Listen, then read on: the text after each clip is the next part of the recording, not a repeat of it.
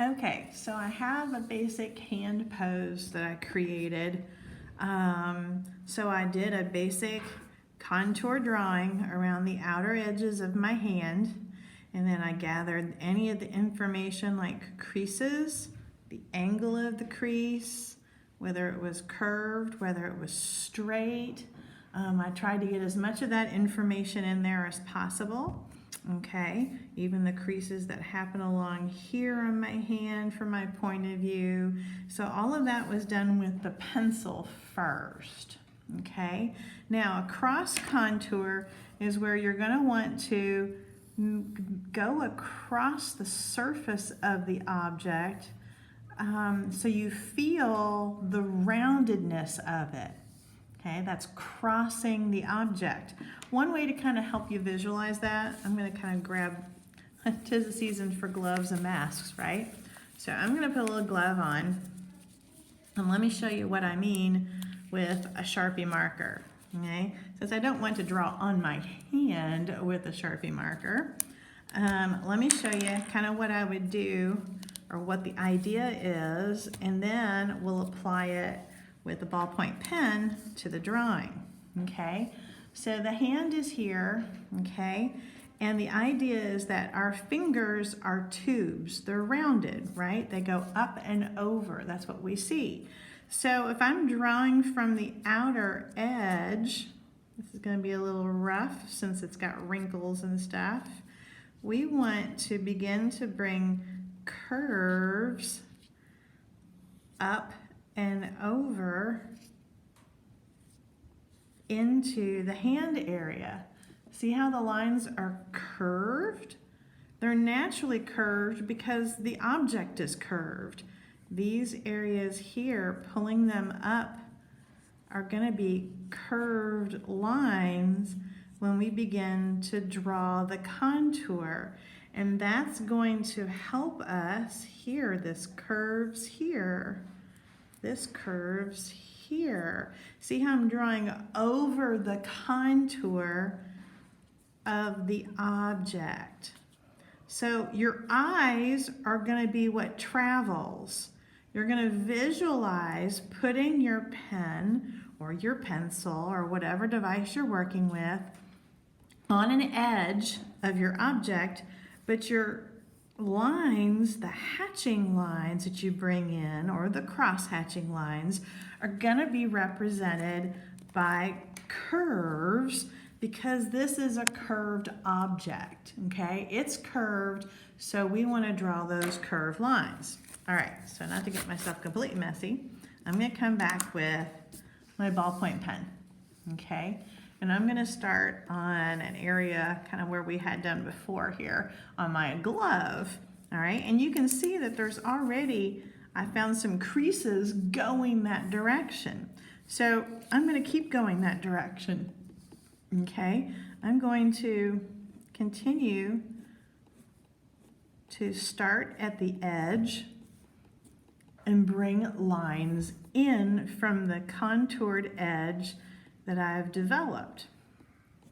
Okay, now I'm going slightly a different direction now, and primarily that's because when your finger bends, you know, curves kind of happen one direction and they happen another direction on your fingers. There's creases that go one way and there's creases that subtly go another way, and they kind of give us the feeling that there's a crease going on there. Okay, I'm still kind of wrapping around. I'm just kind of doing the skin area right now. I can add my details in here, a little thicker of where the crease happens at, right? We can already see through here that there's some lines. This is a crease line. I'm going to make him a little heavier. That's a crease line. This was a crease line that I drew of where the bend was, right? So it's darker, but that means that I can kind of keep bringing my curved lines. Now again, they're not straight. That's straight. These are curved. I'm bringing curved lines in, and I'm following the crease curve. Notice how I'm kind of following the same direction that the crease is going. Okay, typically you're going to have some darker values down here, lighter ones on top, right? Logic has, there's more light hitting the top surface, and kind of the underside here, you can see the flesh underneath is a little bit darker and richer. Okay, so I'm going to keep going with some darker hatching lines on the underside, and again I'm kind of following the curve that's happening, and I can make this a little darker underneath here still. See how I'm putting a little bit more value down under, very close to the bottom, and now I'm starting to get sort of a value change. Look at that, there's lighter ones, and then the more concentrated makes them darker. Okay, that's one way to kind of play out. You can stay all the same direction. If it confuses you to think about kind of coming in another direction, you don't have to do that. You can keep going with the hatching. I'm going to keep going here and bringing in some curves going. So there's a big crease there, right? So I'm bringing some of those in. That's a big crease that's happening in here in my hand. I'm going to bring some of those curves in. That was a big crease. This area is a little shadow. I'm going to come in there, okay? See how these areas seem to pocket. They're a lot darker. So I'm even going to kind of fade out. I'm going to be darker here. Again, still curved lines, okay? Still curved lines happening.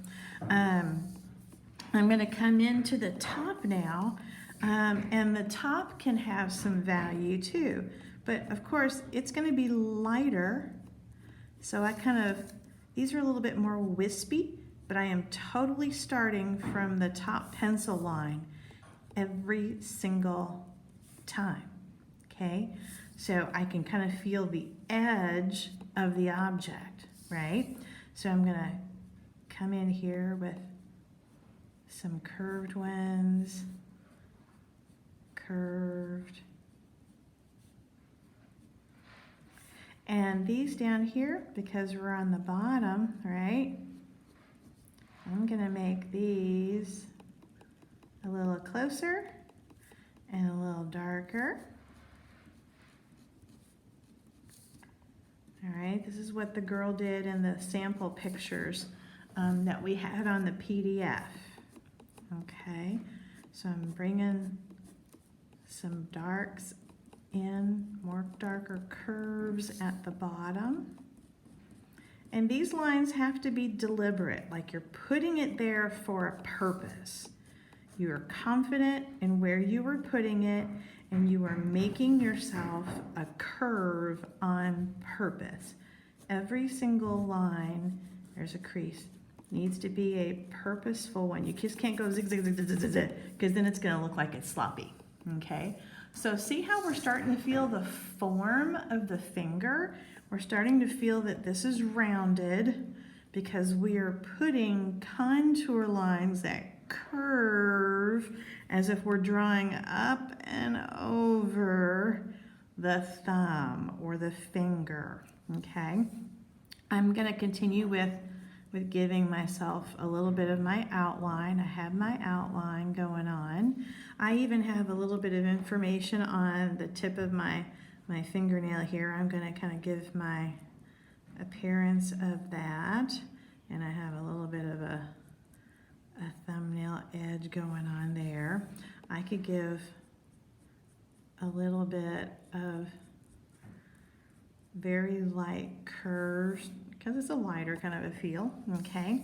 I'm gonna come under here now, and I need to feel the curve.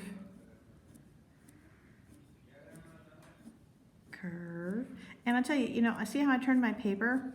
I do a curve really well, kind of one direction. So sometimes people can make curves one way, but they can't really make them another way. I can get my little light wispy ones going there, and then I'm going to come under here and again make this a little darker. So turn your paper so that you're going the comfortable way for your curve. All right, so you're always making your curve in the comfortable direction. Down in here, there's definitely darker shadows going on. It's still this, it's this finger inside here, so I know it's a rounded tube in there.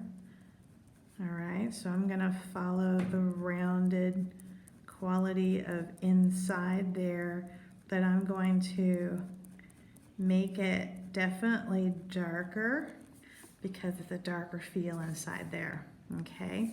Again, I'm gonna come along here, give very light wispies.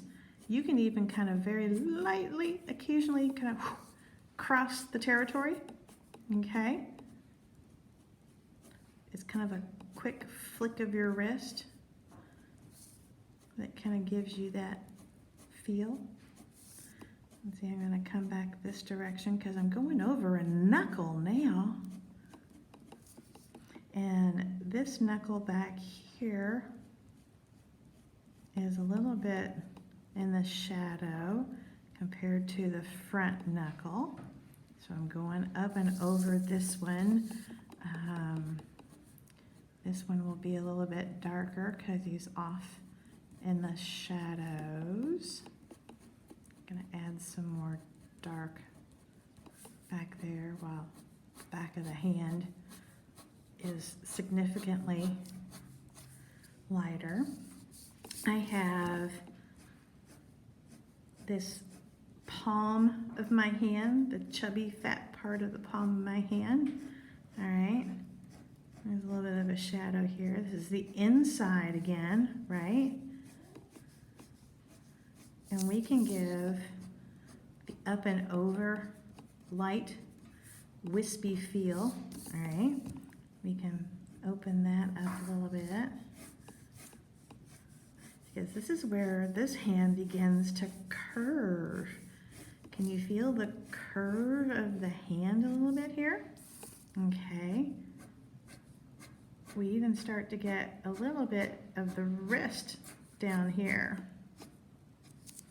Okay, I gotta get the remaining part of my palm down here. Oops, I'm off the page screen area. I'm so sorry. I got carried away in what I was doing and I moved it off the screen. So now we're starting to get the feeling of swooping across the whole hand. All right, we're even getting part of the wrist because the wrist is rounded too, right? So again, I'm turning, however, is going to be kind of comfortable to gather the curves. And I see how I started with the fingertip because of the curve there. So I'm following the fingertip curve, right? Following the fingertip curve. And it's going to be more shaded up in there. All right, because it is mostly hidden. And this part's going up and over because that nail is curving. See, there's the tip of the nail. All right.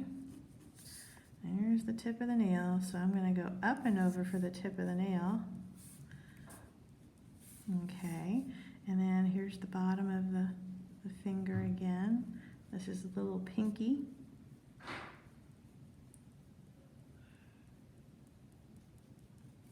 And the little pinky area is going to be pretty dark too. We might get a little bit of light up on top of him, but not much.